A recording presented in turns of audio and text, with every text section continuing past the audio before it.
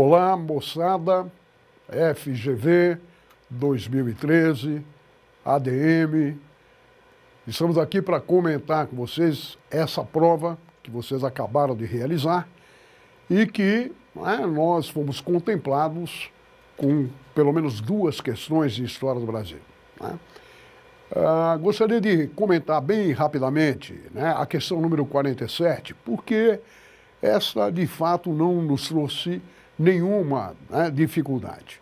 Vocês lembram que a questão se relacionava ou pedia do candidato alguns conhecimentos, até não muito profundos, sobre a invasão holandesa e a configuração do chamado Brasil holandês no século XVII.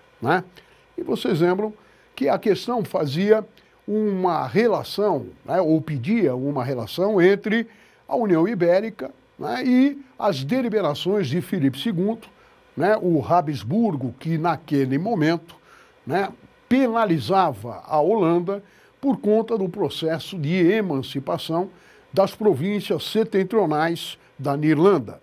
Vocês lembram que a configuração desse pequeno Estado, que se afirma como uma nação republicana e calvinista, acabou por sofrer uma forte represália por parte do governo da União Ibérica, que interditou a presença de navios sob bandeira holandesa, Flamenga, Batava, denominem como achar melhor, nas áreas portuárias do Império Luso-Espanhol.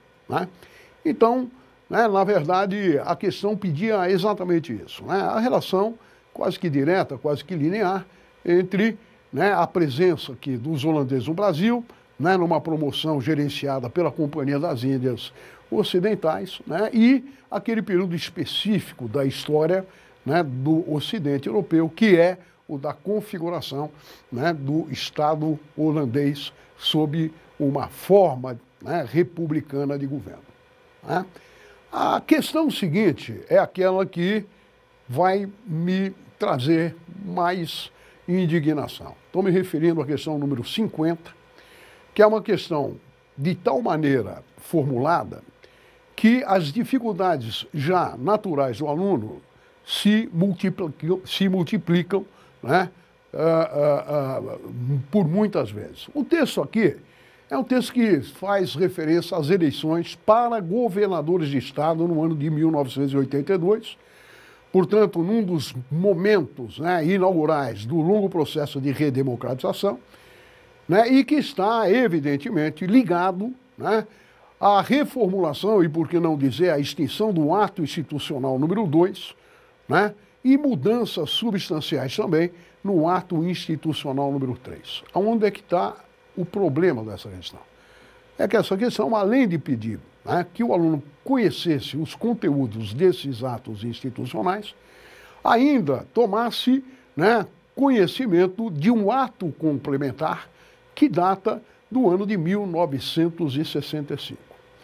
É mais ou menos claro a intenção do examinador, embaralhar atos institucionais com atos complementares.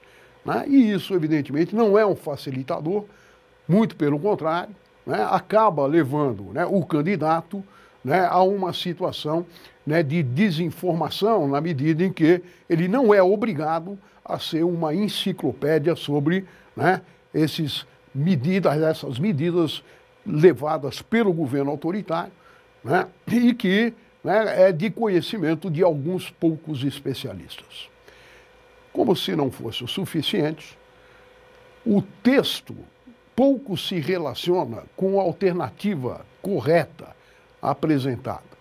Porque, na verdade, o que o texto pedia não se relacionava com a alternativa correta que o teste apontava, seguia simplesmente, ou exigia simplesmente que o aluno soubesse quais foram os partidos políticos que, já numa ordem de legalidade, apresentaram candidatos em estados da federação. E aí eram apenas 5 partidos. E o aluno precisaria saber que os partidos seriam o PMDB, o PTB, o PT, o PDT e o PDS. é uma informação enciclopédica e absolutamente desnecessária, de pouca função no sentido seletivo, que é o que se propõe esse exame. É uma pena, porque isso foge à tradição, né, dos exames da velha e gloriosa Fundação Getúlio Vargas. É isso.